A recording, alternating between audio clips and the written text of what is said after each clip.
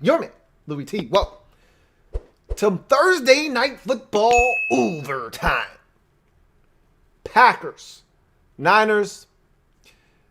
You already know what this was. You already knew coming into the game what this was. Half the 49ers, excuse me. Half of the 49ers roster was out. The other half was dealing with COVID-19. Your end result is a 34-17 beatdown, and the score really doesn't do this game any justice. If not for my son deciding that he wanted to watch this thing all the way through, I would have been up probably a good hour and a half ago when the Packers took a 31-3 lead. Really, when they took the 28-3 lead, I could have jumped on then, but I said, I'll wait a little bit longer. When they got down there and I thought they were going to make it 35 and they ultimately had to settle for a field goal, I was ready to get on then. And my son was like, nah, I think I'm going to hang around, Pops. And so we ended up watching the vast majority of this game, and then it was lights out. So this was an ass thrashing. We expected it to be.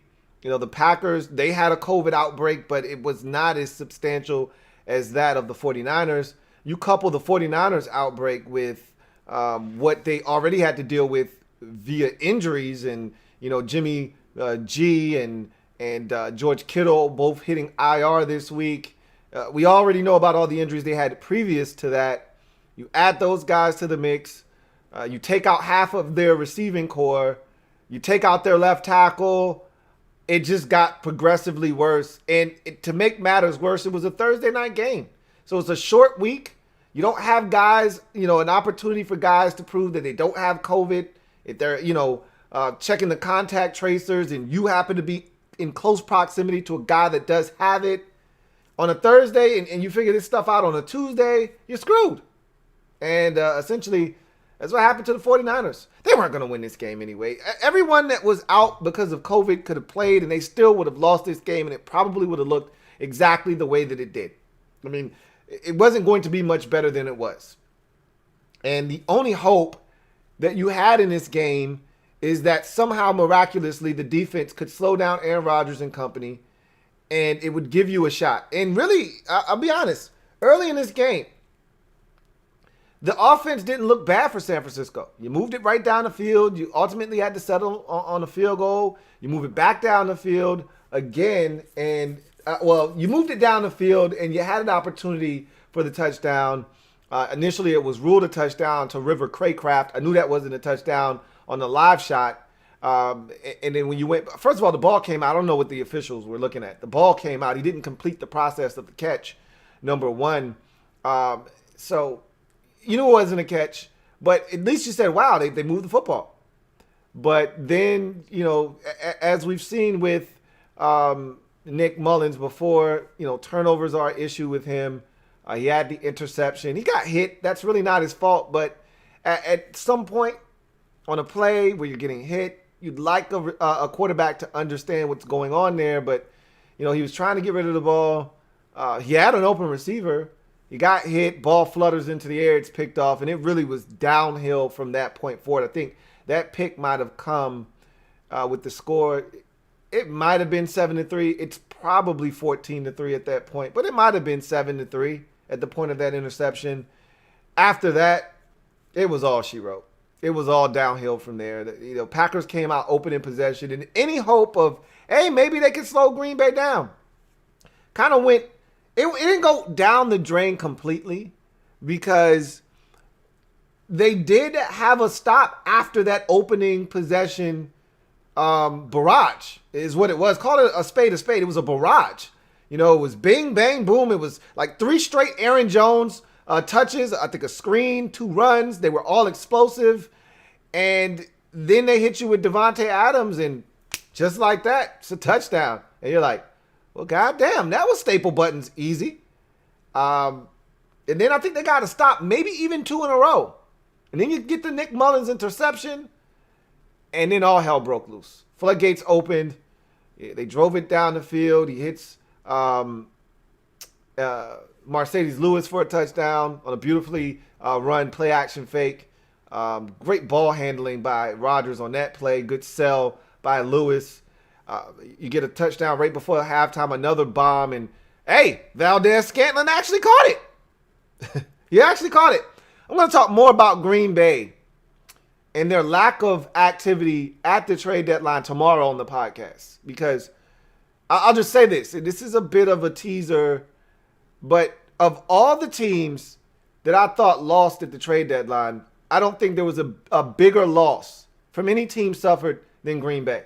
And I'll leave it at that. We'll talk about why. We'll talk about how tomorrow on the podcast. But they did what they were supposed to do tonight.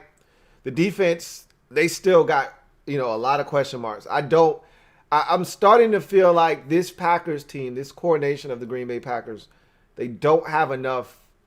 Honestly, if we're being honest with one another, I don't know if they have enough on either side of the football. We'll talk more about that as the night progresses. I'll just say this. Defensively, they're not what they were a season ago in terms of getting to the quarterback. That's probably the most disappointing part of what I've watched with this Packers team this year. Not the fact that they are incapable of stopping the run consistently when a team decides they want to bludgeon them to death with the run game. Nope, that's not what I'm referring to. But if you can run it, you can have success against Green Bay. We've seen that this season. It's the fact that last year you knew you were going to be able to count on pressure. If nothing else, if they couldn't stop the run, if the offense was going to be overwhelmed by the other team's defense, the one thing you could say to yourself is, hey, at least we know we can get to the other team's quarterback. We cannot say that in 2020. The Smith brothers have not been as productive this year. They're not getting to the quarterback like they did last season. You're not getting the same production out of Kenny Clark. This is not the same defense pressuring teams up front. It's frustrating because offensively, they're missing something. We know what that something is. We'll talk about that. I think I'm going to save that for the podcast tomorrow, but they did what they were supposed to do tonight. We thought they were going to do what they did tonight. I said as much yesterday on the podcast. I said the last time they lost a game, they had a nice rebound game teed up for them against the Texans, and they smoked them, scored 35, beat them 35-20. Davante Adams went apeshit, almost had 200 yards receiving on like 13 catches. What happened tonight? They got a nice one teed up for them. A bunch of guys out for the 49ers, including their best player in George Kittle, their starting quarterback, their starting left tackle, damn near all of their wide receivers. And they took advantage. They did what they were supposed to do. They teed up one for them, and they spiked it home. And Davante Adams, 10 catches, $173 and a score. For the life of me, I can't understand how anybody playing the Green Bay Packers will allow Davante Adams to beat you.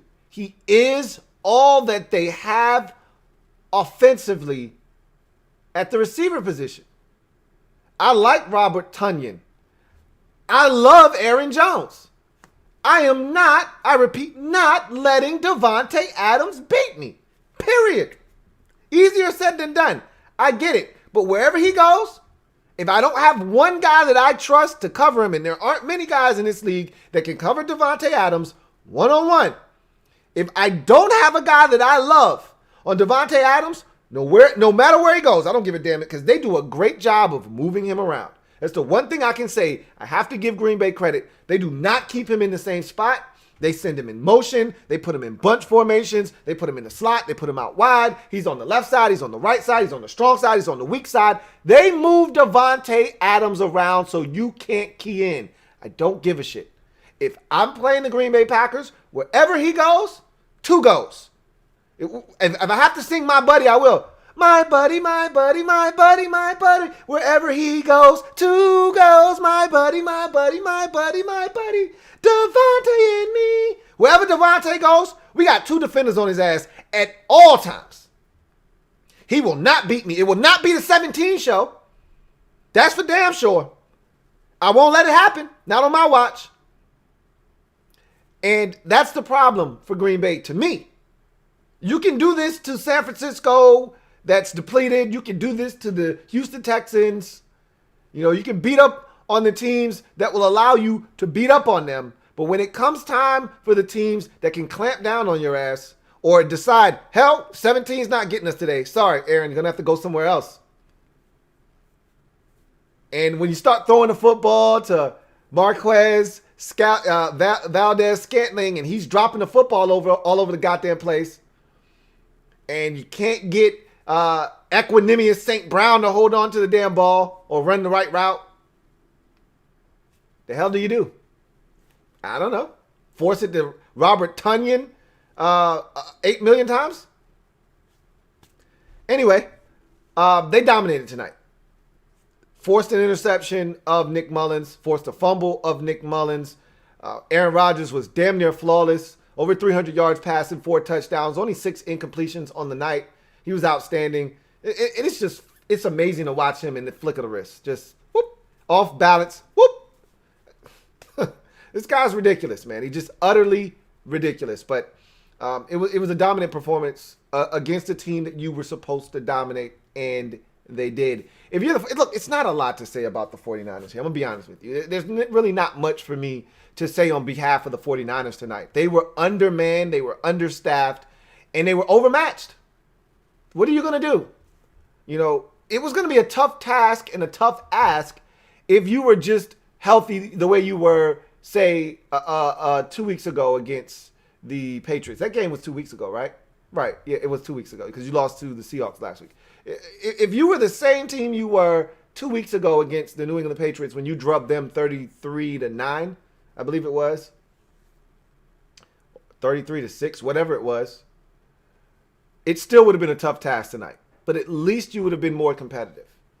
But to take away your starting quarterback, to take away your best player in George Kittle, to take away your left tackle in Trent Williams, to take away 2/3 of your wide receiving core in Kendrick Bourne, Brandon Ayuk, and I don't think he was going to play anyway, but Deebo Samuel, even if there was a long shot, that was canceled out. To take away all of these guys and to say, hey, go get him, Kyle. Here you go, Richie James, make it happen. What are we going to do, man? Like, what do you expect him to do? Seriously. Nick Mullins, go get him, Tiger. Like, what are we doing, man? I don't know what you wanted Kyle to do with the nonsense he was handed tonight. So the best he could muster was 17. And again, the 17 is very misleading because it was 31-3 at the start of the fourth quarter. So, the 34-17 final score is very, very misleading.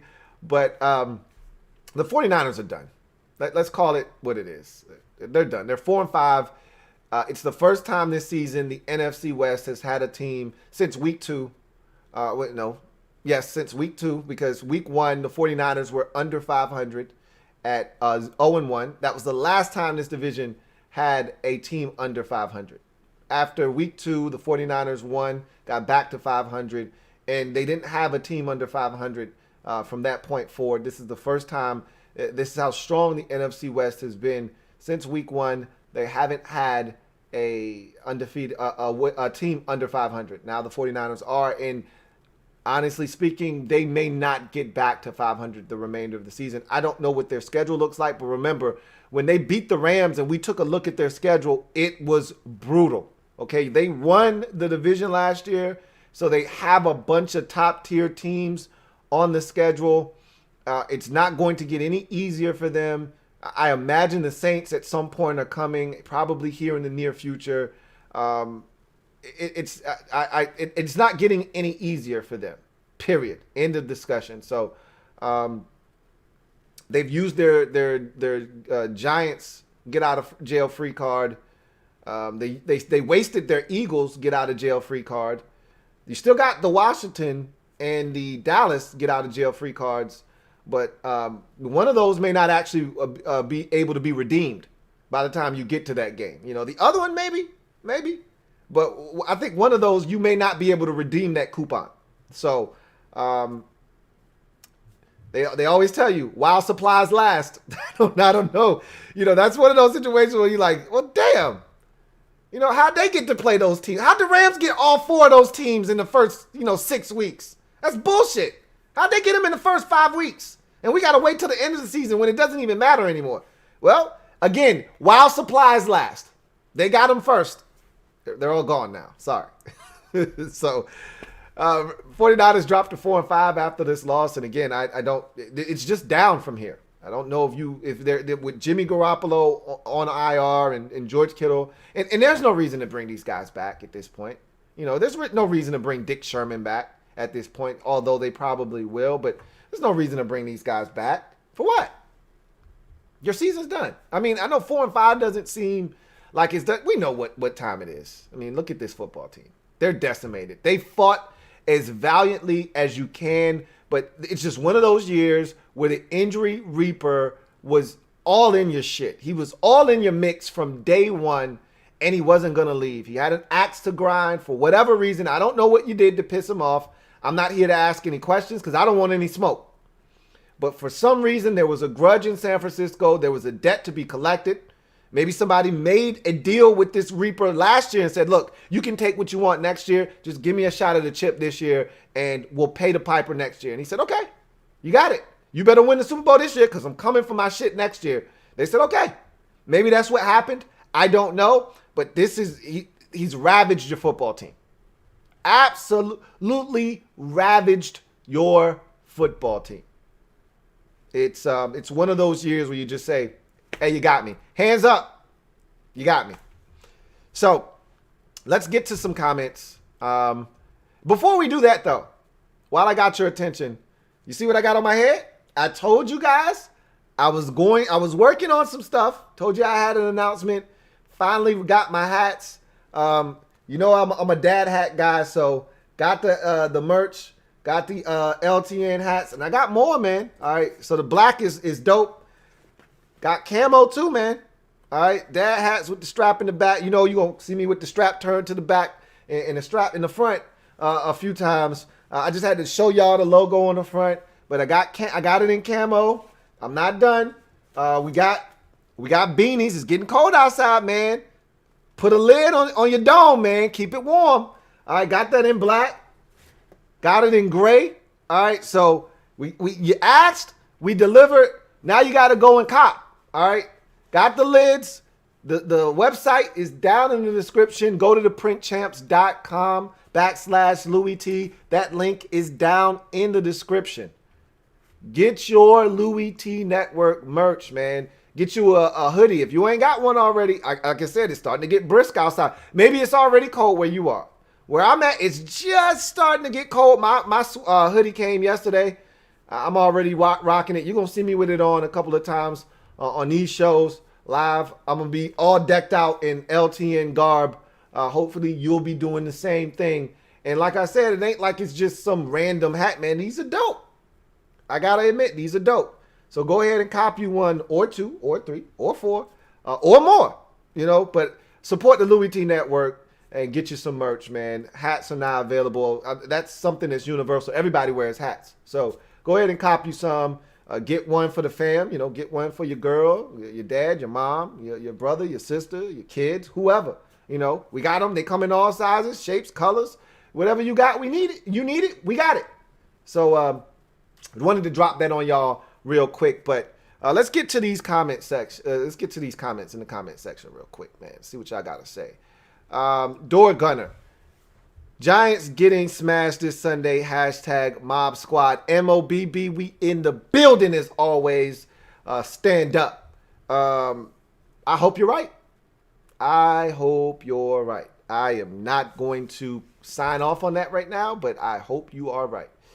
Ali Side says, okay, Lou, that cap is nice, bro.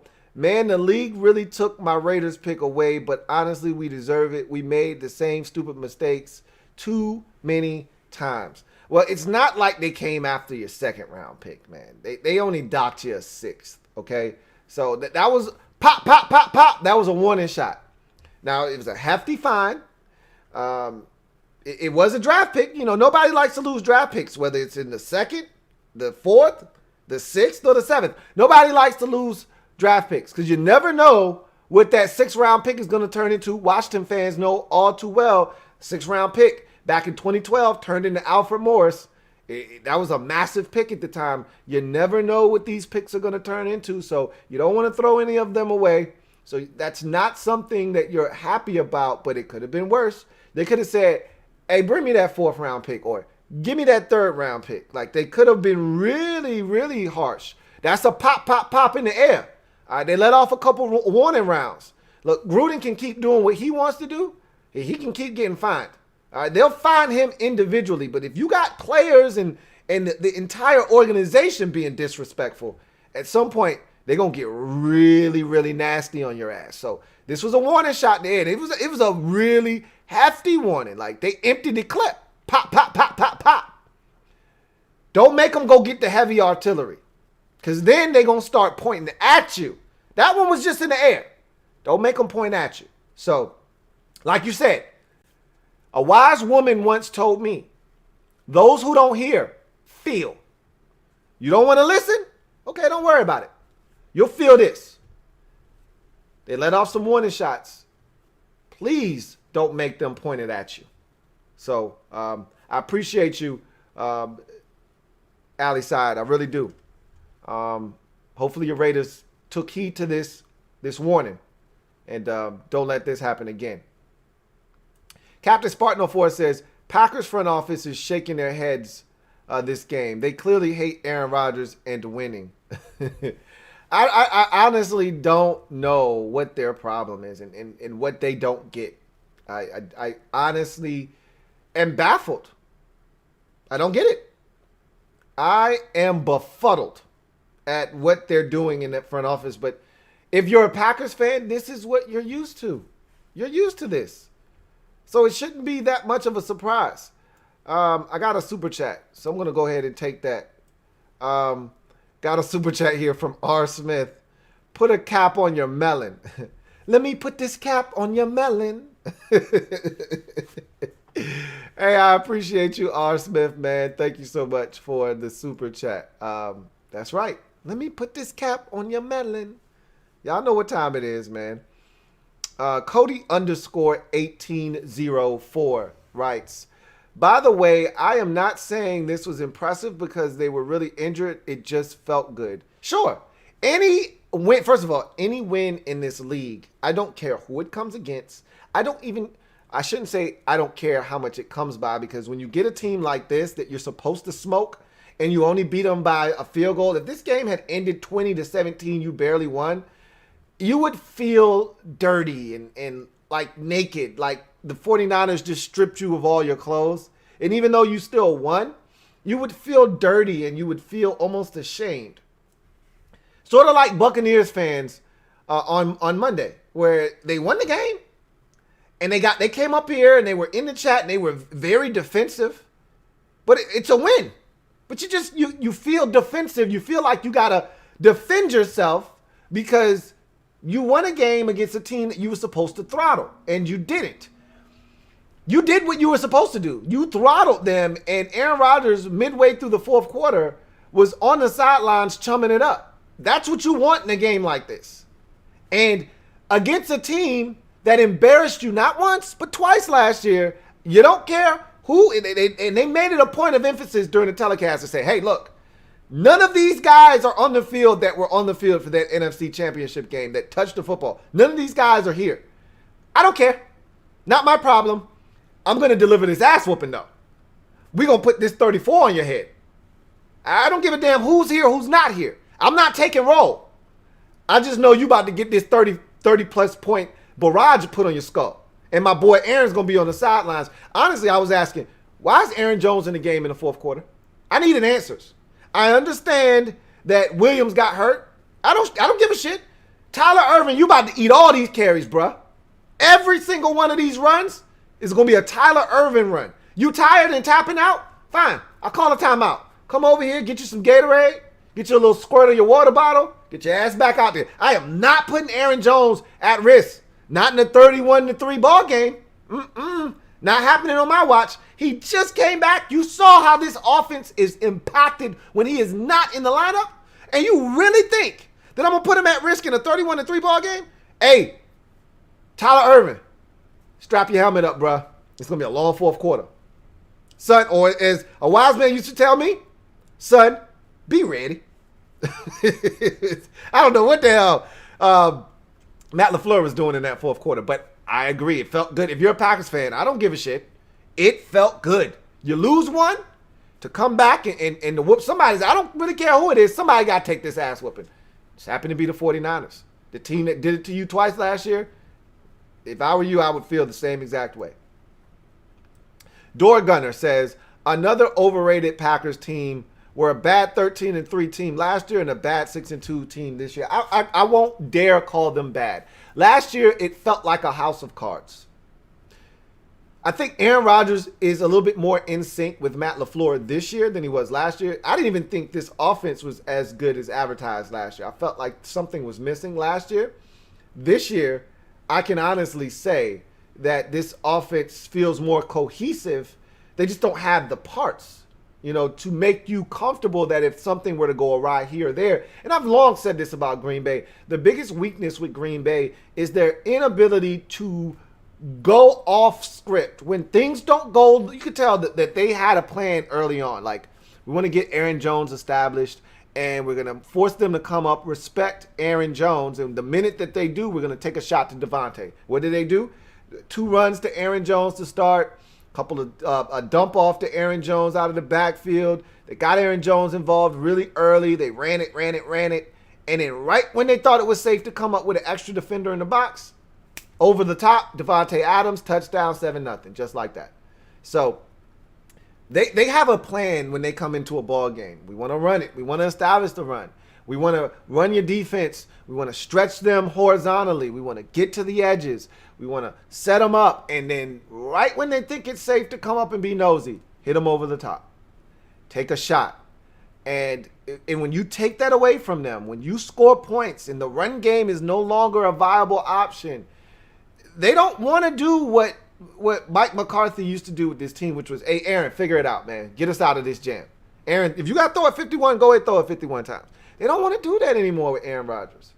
Obviously, if they're down big and they have to, but it's not what Matt LaFleur wants to do. And when they have to do it, they're not comfortable. And we've seen that already this year. We saw it last year. Got a super chat from Silver V, my man Silver Villains. Thank you for the super chat. Silver V writes, looking at the Packers' style of play, they better hope and pray for another team to beat them Bucks in the playoffs for them.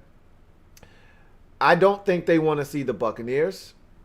I think it's going to be pretty interesting when they show down with the Bears.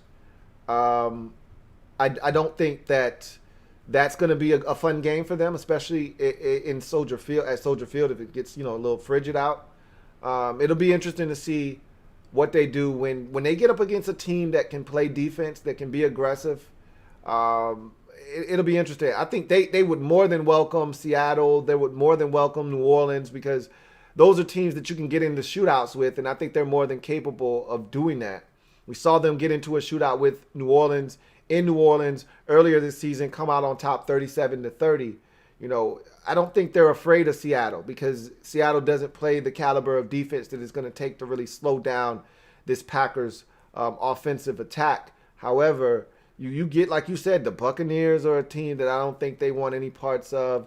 I think Chicago is going to be interesting in their own division because of the problems that they can potentially pose. Now, I don't know if Chicago's going to be able to score enough points, but, we've seen this Packers team reduced to next to nothing from a point standpoint earlier this season against Tampa Bay. And so we know they can be limited in their point production if they meet the right opponent. So they're interesting because I don't really know if they're capable of winning that type of game. Last year, I felt a lot more comfortable if the Packers had to win 19-13. I felt more comfortable about them doing that last year. I don't know if I don't feel comfortable with them being in that particular spot this year. So a team like Tampa Bay, you would think would give them fits. I actually think that if they played Tampa Bay again, it might be a different game. I don't know. I don't think they would beat them. I don't, especially if that game's in Tampa. I don't know if they would beat the Buccaneers, but I don't think it's going to be 38-10 again. But you never know. That looked similar to the 49ers game, but as my man Cody said, it was different because against the 49ers, they never had a shot either game last year. They were up 10-0 against Tampa, And then Tampa just went off in this from the second quarter on. And then the barrage and the avalanche was on. That showed me that they can compete with them, but they can't make the kind of mistakes they made in that game and expect to win. Thank you for the super chat, Silver V. Gregory Lightbody says, I know the 49ers will be more healthier by the time my Washington football team faces them, but I feel like we can beat them. Well, again, that's too far down the line, but they'll be much healthier, but they still won't have their starting quarterback nor their starting tight end at that point of that game. So, and as I mentioned already, once you get to a certain point of the season, you don't bring back guys that you value at the end of a season that's lost. You just, all right, don't worry about it. Just rehab, get ready for next year when we start, OTAs and minis. If there is that, with this COVID situation, when we get into there, we want you to be healthy for that. So you just go ahead and start rehabbing for that. Reese says, talk about ass whooping, Lou. Damn, the bad man was wheeling and dealing. He was out showing his ass tonight, for sure. But again, this 49ers team wasn't going to put up much resistance with the group they put out on the field tonight. It just wasn't going to happen. Jonathan Riches says, Lou, my problem with the Packers is that no one on offense scares me besides Davante and Aaron Jones. Tyan and MVS are cute, but they show up only in blowouts, not when it matters. All right, so I feel the exact same way, except I actually like Tunyon. Tunyon, I think, is a real option. I understand that he was big in the Atlanta beatdown, and, normally when you really need him, you don't see him or he doesn't have as big a game. But I think in a crucial situation, he can step up for you. I don't trust MVS at all because there are too many inconsistencies with him, too many drops. He did have 2 touchdown grabs tonight, and he can do that. We've seen him do that before. But even when you get 2 touchdown grabs out of him like you did, I think he had, if not 2, he had 1 against Minnesota, you got to take a drop or 2 just to get to that. And that's the frustrating part. That killed the drive. If you're playing a good team and Aaron Rodgers throws you that shallow cross on 3rd and 3 and you drop it, and now we got a punt, if that's Tampa Bay, that could cost you. Like, that could be the start of a rally for the Buccaneers that you can't recover from. You can't do that. You're playing the 49ers, so you can get away with that kind of chicanery and tomfoolery. But if you're playing a better team, you're playing New Orleans, or you're playing Tampa Bay, or you're playing Seattle, that could be the difference between winning the game or losing the game. And I don't trust them. So I understand where you're coming from, and we're going to talk about that on the podcast tomorrow. That's why I felt like Green Bay was the biggest loser at the trade deadline when they kept it quiet. They needed to do something, and they did nothing, and we're going to talk about that tomorrow. I feel the exact same, and that's why I went on my little mini rant to start this show about if I'm playing the Packers, you know who's not beating me? Not 17. Won't happen to me. You have to go somewhere else. If Shepard beats me, you got me. Hands up. You got me. Old Shepard got me, 82. Man, he got me. But it won't be 17. I can assure you of that. Captain Spartan 04 says, what are your thoughts on Gary this year? I haven't been paying attention to the trenches. Is he still racking up double teams? He actually looked pretty solid tonight. I was never a Rashawn Gary guy coming out of Michigan. I thought that he was way overdrafted by the Packers, but he didn't look terrible tonight. You'd have to ask a Packer fan. I don't watch enough of him in particular to be able to tell you what they think about him, how they feel about him. And Cody, if you're still out there, you can elaborate on that pick and how you feel about Rashawn Gary. What are we in, year 3 of Rashawn Gary, or is this year 2? Whatever it is, I wasn't the biggest fan of his coming out, and I definitely didn't think he was worthy of whatever he was. I think he was like 13 or 15, wherever he was selected by the Packers that year. I didn't think he was worthy of that selection. He didn't look half bad tonight, though. He was in on that 4th down stop, I can tell you that. It was him and Summers, the linebacker from TCU, in on that stop. Cody _1804 says, we didn't offer more than a 4th for Fuller, which is pathetic. We spent a second-round pick on a damn running back, but couldn't offer one for one of the biggest needs on the team. You could have done one or two things. Instead of drafting that running back that you didn't need to draft, you could have spent it on a wide receiver. That was the thing that everybody thought you were going to do. And it's almost like the Packers decided that they were the smartest guys in the room. And sometimes that shit comes back to bite you. You know, I always kill Seattle for the smartest guy in the room mentality, but they make up for it in other ways.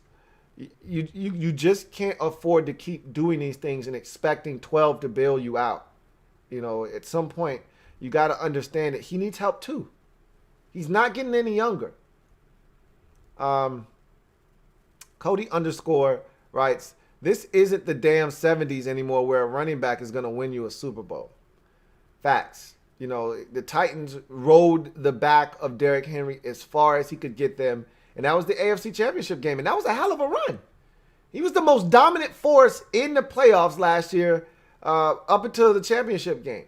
And he didn't have a terrible championship game. It just, like you said, you're not going to run to the Super Bowl and win it because of your running back anymore. It's not the 90s. That was the last time with Emmitt Smith and the triplets in Dallas. That was the last time you could successfully run your way to a Super Bowl.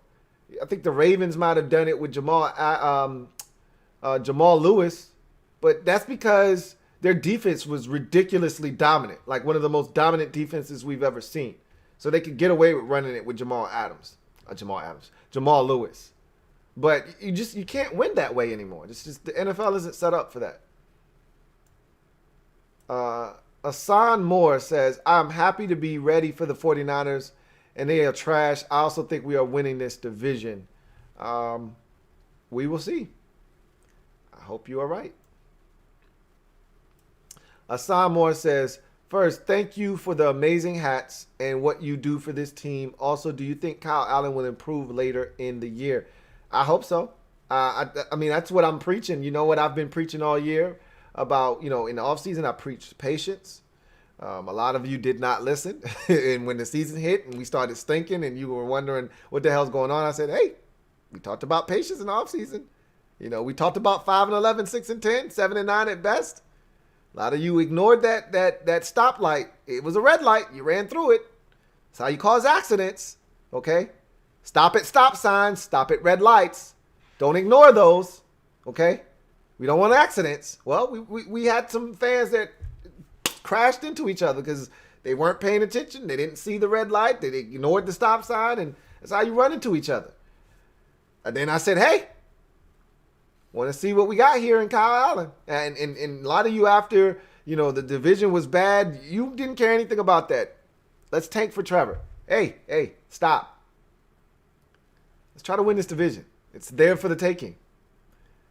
Now the thing is, well, Kyle Allen sucks. Can't win anything with him. Well, let's see. There's something to him. Let's see. Door Gunner says, Carson Wentz is the new 30 for 30 man joining Jameis Winston. I don't think he's going to get there. No way. This is a guy that, you know, I think his interception total for the last couple of years was like no more than 7 or 10 or something like that. Eventually he'll slow down. He's not going to get to 30. I'd be shocked if he got past 20. Now, if he hits 20, I wouldn't be shocked. He's already at 10, I think. He hit 10 on Sunday night against the Cowboys. Or is it 12? I can't remember if it was him or Daniel Jones with their 2 interception game that got to 10. One of the two got to 10 on Sunday or Monday. I don't think I said all that to say this. He's not getting to 30. This Captain Spartan 04 says, do you think Jair Alexander gets his Pro Bowl All-Pro this year? I need him to start getting his accolades so he can get some respect. Need all my Louisville cards to succeed. Well, he got a concussion tonight. So hopefully, I don't know when the Packers, well, they already had their bye week. So I do know that. Came relatively early in the season. So you're going to get this, you know, pseudo half type of bye because you played on a short week here on Thursday. So the next game won't be for, you know, every bit of 11, 12 days. I don't know if that'll be enough for him to come back and play next week or how severe the concussion is. But we'll see what happens with him. Cody _ says, but anyways, Lou, this feels good. I'm done with my rant. No, you have every right to rant.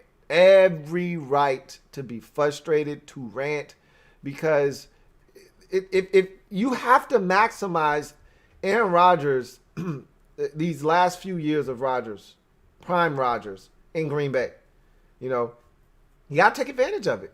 And I don't think you're maximizing this. And it's not fair to the fan base. It's not fair to Aaron Rodgers. It's not fair to Davante Adams.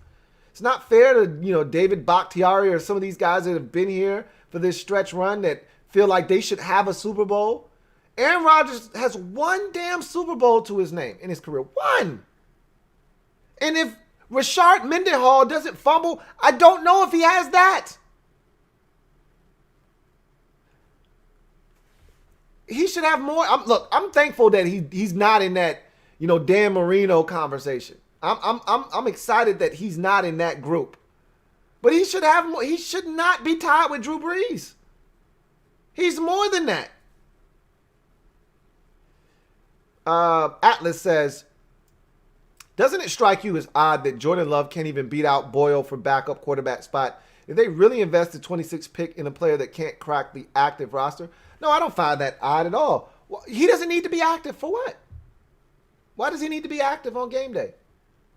I don't even want the temptation of him getting in the game if he's not ready.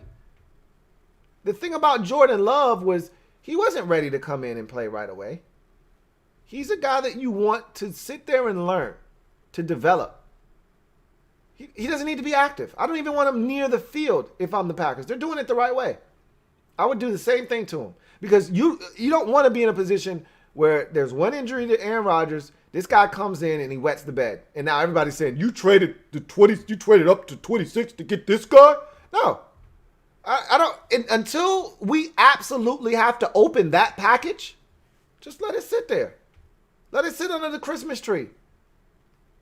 And once we're ready to open that thing up, surprise! Oh my God, I didn't know Jordan Love was in this package. Yes, we did.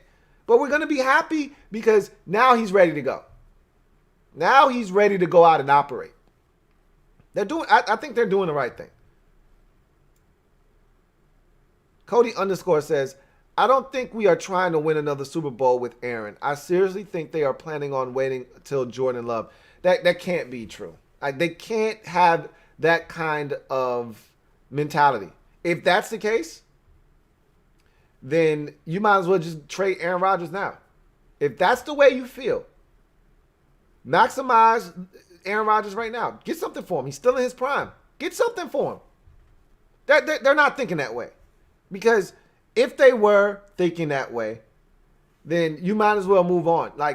It's crazy that you say that, though, because their actions speak more to what you just said than the way that I see it. But no team in the league is thinking, about winning 4 years down the road when they got a chance to win now. You're thinking about winning 4 years down the road when you have no chance of winning right now. They got a legitimate shot of winning now.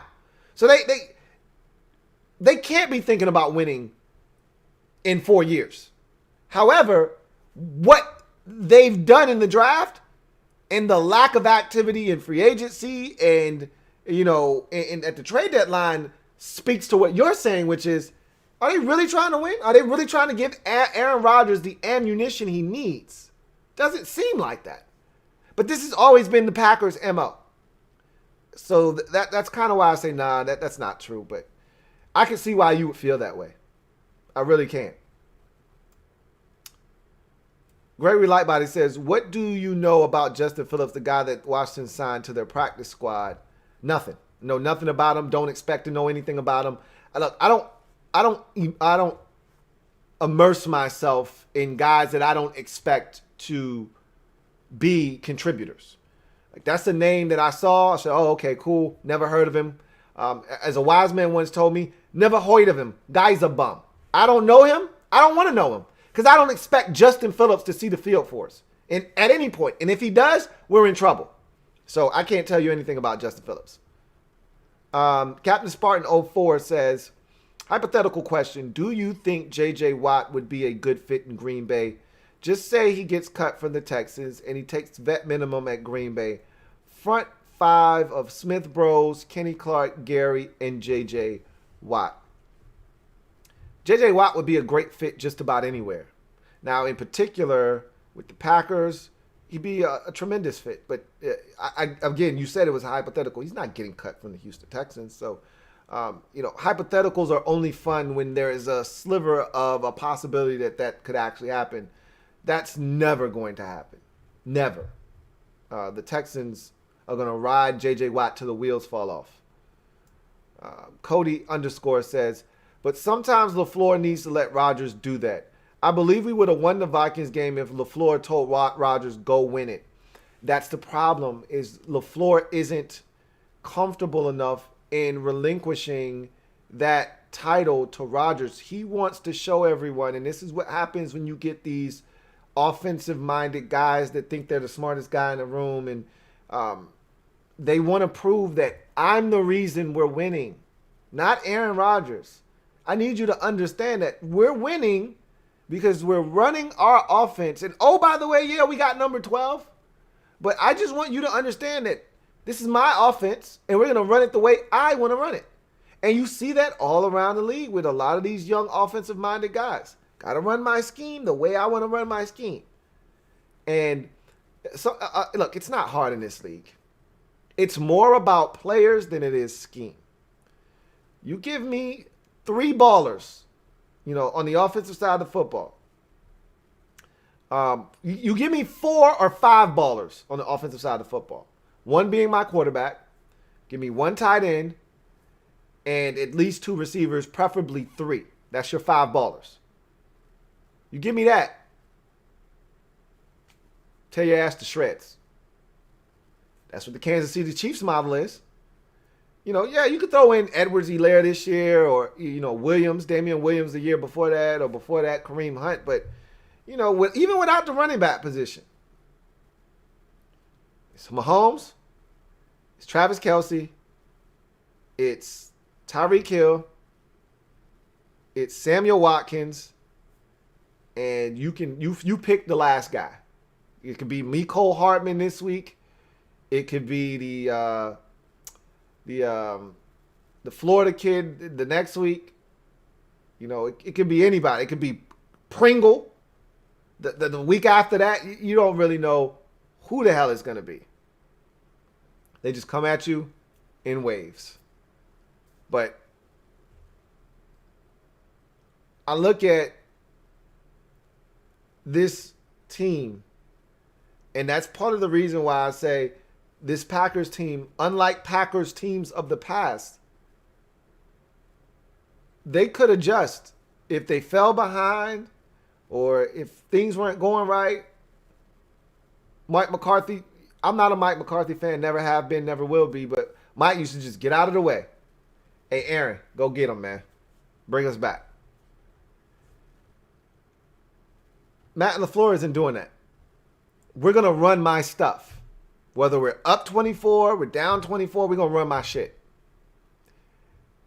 And to me, that's why this team is so vulnerable when they get down in games. They cannot adapt nor adjust because Matt LaFleur isn't capable of doing that. And he won't turn over the reins to Aaron Rodgers and say, hey, we need you. We're going to strap this one to your back. You take us home tonight. He's not willing to do that. And so they just go down in a heap together. Twice in San Francisco last year, once against Tampa this year. And you're chalking up that loss against Minnesota to LaFleur not turning Aaron Rodgers loose. I'm chalking up the loss to your defense. You got to get stops at some point of the game. The Vikings scored on all 4 of their first 4 possessions of the game. At some point, you got to get stops. There were 4 total possessions in the first half. Each team scored a touchdown. Like, that can't happen. And then their first 2 possessions of the second half, touchdown, touchdown. At some point, the defense has to put up some kind of resistance.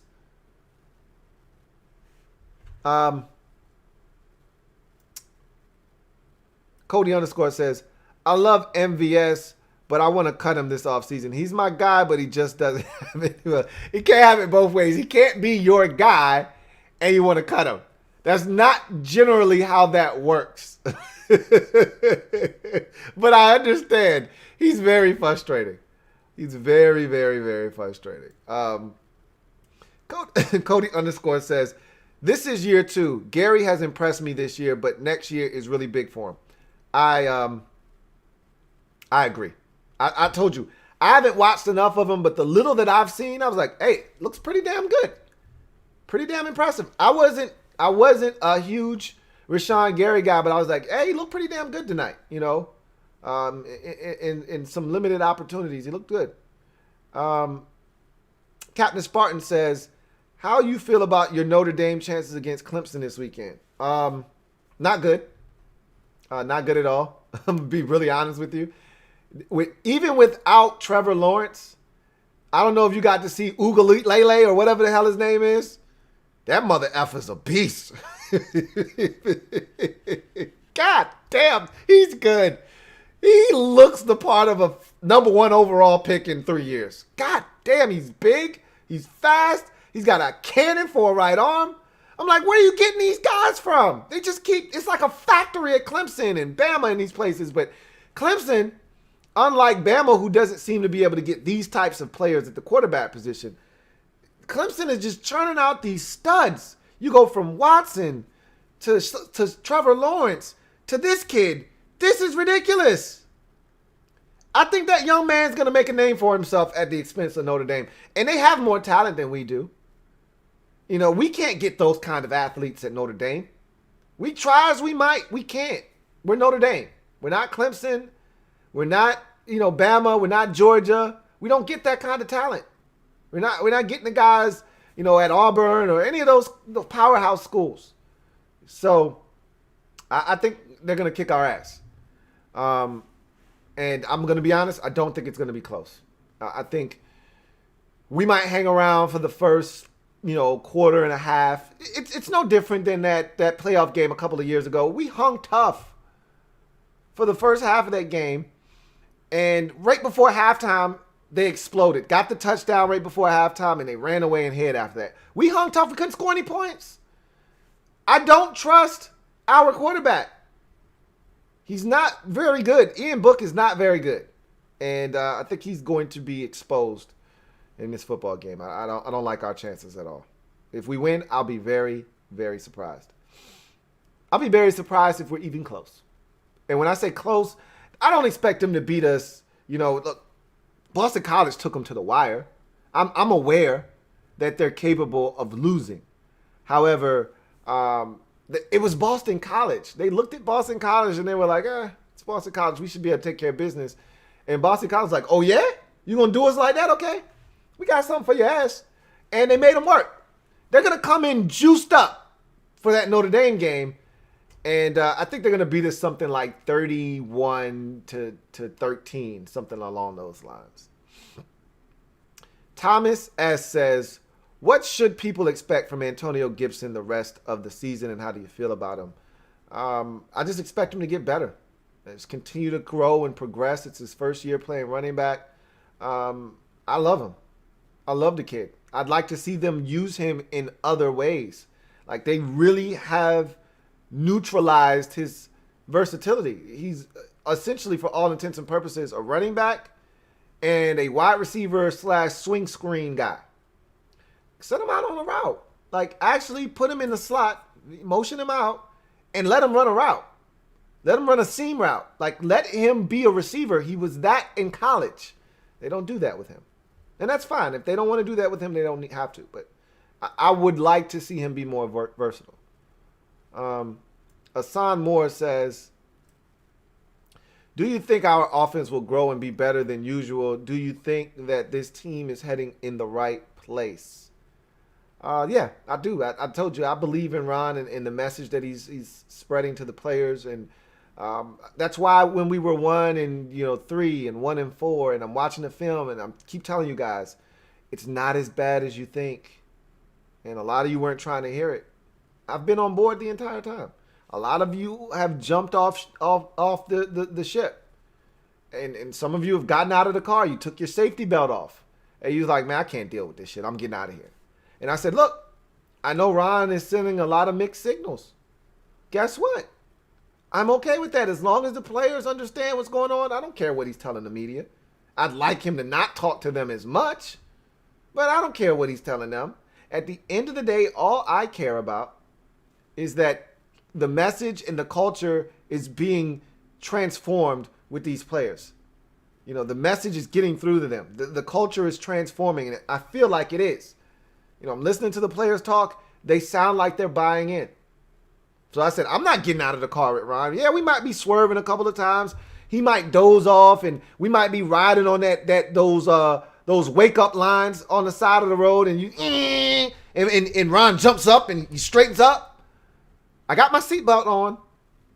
It's a little scary at times, but I'm going to trust that Ron's going to get us to our destination, man, and I'm not going to be dead before we get there. He's not going to wreck the car. We'll see. Mr. TNA 2005 says Aaron Rodgers should be put in the Hall of Fame twice. He got one Super Bowl with Adam Gase of the Cowboys, and he had some DC, someone as good as Mike Nolan. He had no defense and no running back, 80%.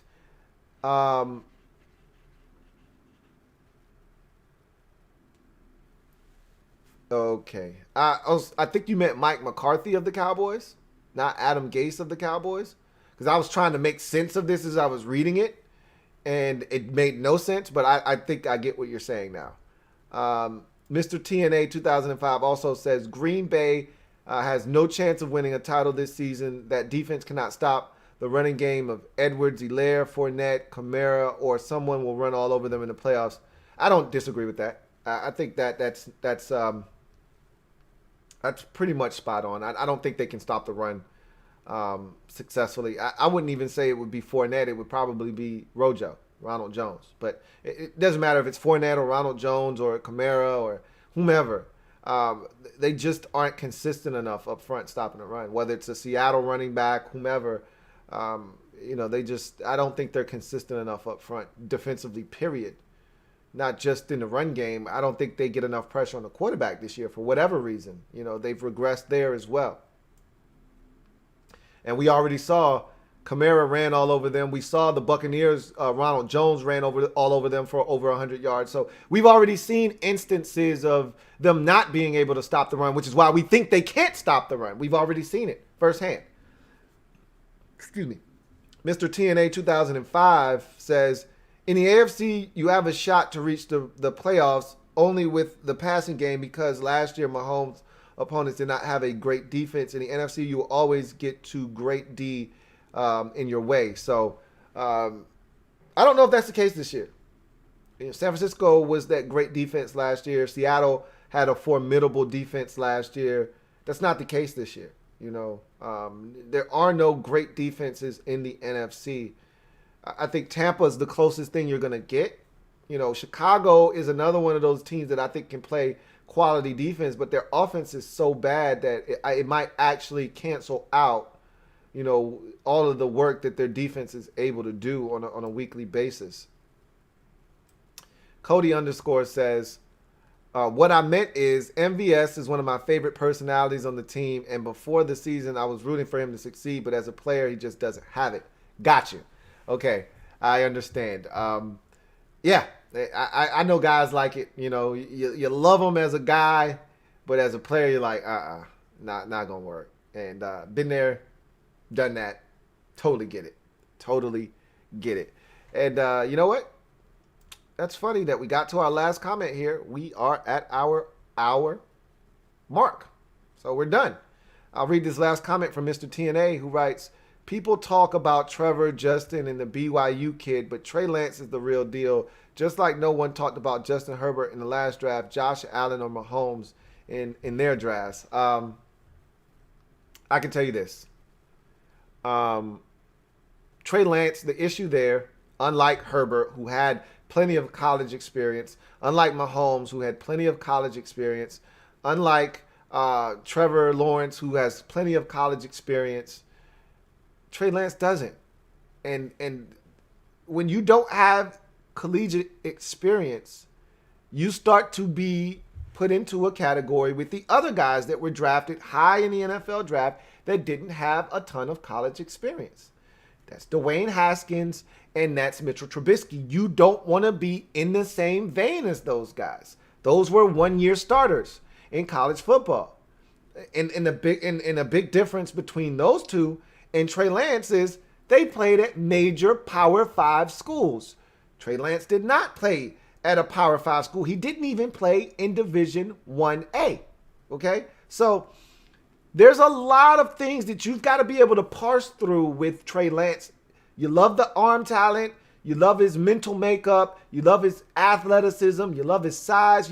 There's a lot to love with Trey Lance. But you don't love the level of competition. You don't love the limited experience. And those are things that, you have to be able to get past if you want to pull the trigger on him. Now, the level of competition, nobody cares about that anymore. That used to be a thing that's really not a thing anymore. Dominate the competition. He did that. The lack of experience is something that is a little bit disconcerting. And you take it a step further, how does he respond? Because this is my biggest thing. How does he respond to adversity? We didn't see it at North Dakota State in his 1 year as a starter. We didn't see it. He didn't throw an interception. He didn't fumble the ball. He didn't have any turnovers, and they didn't lose any games. How does he bounce back from a bad throw that gets picked off? How does he bounce back from getting hit and fumbling? How does he bounce back after a rough outing where he throws 2 picks and they lose the game? Does he come back? Is he mentally tough to overcome? You don't know. There's no evidence to prove anything. These are things that should scare people or at least give you pause when you're talking about Trey Lance. I could do this all night, but we got so much time to do that over the offseason. Anyway, I digress. I thank you guys for joining me tonight, man. Big win for the Green Bay Packers, 34-17 over the 49ers. The Packers get back on the winning track as they get back to winning after losing last week to the Minnesota Vikings. And they're now 6-2, remain atop the NFC North division. And there's still some questions about this Packers team. We'll talk more about them tomorrow on the podcast when we go to our Thursday night leftovers. But I can tell you this much. They needed to do what they did tonight, and they did it. Got to give them credit for that. This was a decimated San Francisco 49ers football team, and they needed to dispose of them early, and they did. Credit must be given where credit is due. They took care of business. On the other side of this coin, the 49ers are done. They're now under 500 for the first time since week 1 when they lost to the Arizona Cardinals. And it's not going to get any better. The injuries are just too much to overcome. Nick Mullins is your starter right now. C.J. Beathard may be the starter in the future. I mean, no George Kittle. You had a bunch of guys out due to COVID tonight. It's gonna be tough sledding. It wouldn't shock me. Because I just believe in Kyle Shanahan. If they were able to rally the troops, win some games you didn't think they were going to win, and at the end of the season, they're in the hunt for that 7th and final playoff spot in the NFC. It wouldn't shock me if they're fighting, scratching, clawing, tooth and nail, trying to get in, backdoor their way in. But the injuries are just too much to overcome, if you ask me. Just too many. It's too many. That's going to do it for me, your man, Louie T. I thank you guys for joining me tonight. Packers get the win. They're 6-2. 49ers lose. They're 4-5. They're under 500, and I think they're trending downward with all the injuries. As I mentioned already, got merch, got hats, got plenty of hats. Go check it out. Got a camo hat. Got a beanie. Got different colors of the beanie. We got it, man. Go get you some. All right. So items are up on the website, printchamps.com. LouieTeeNetwork.com. Check it out. Go ahead and get you some merch. It's getting chilly outside, man. As somebody said in the chat earlier tonight, let me put this cap on your melon. All right. Hey, let's make sure you don't have a head cold this time of the year. All right. So that's going to do it for me, your man Louie T. I thank you guys for joining me out there. All the links you need are down in the description of this video, whether you're looking to join me on Patreon for that bonus content, whether you're looking to join the MOBB Mob Squad Stand Up. We in the building as always. Link is down in the description. Or if you're looking to purchase some merch, or you want to send your man some love via Cash App, whatever you want to do, all of those links down in the description. I can't thank you guys enough. So that's going to do it for me. I'm going to glide to the side, allow you guys to enjoy your weekend. If you're a Washington fan, you'll see this face all up in your space one more time. If you're a fan of the channel, you'll see this face all up in your space for the podcast tomorrow. But until then, I'm your man, Louie T. See you guys next time. Have a good one. LouieTeeNetwork.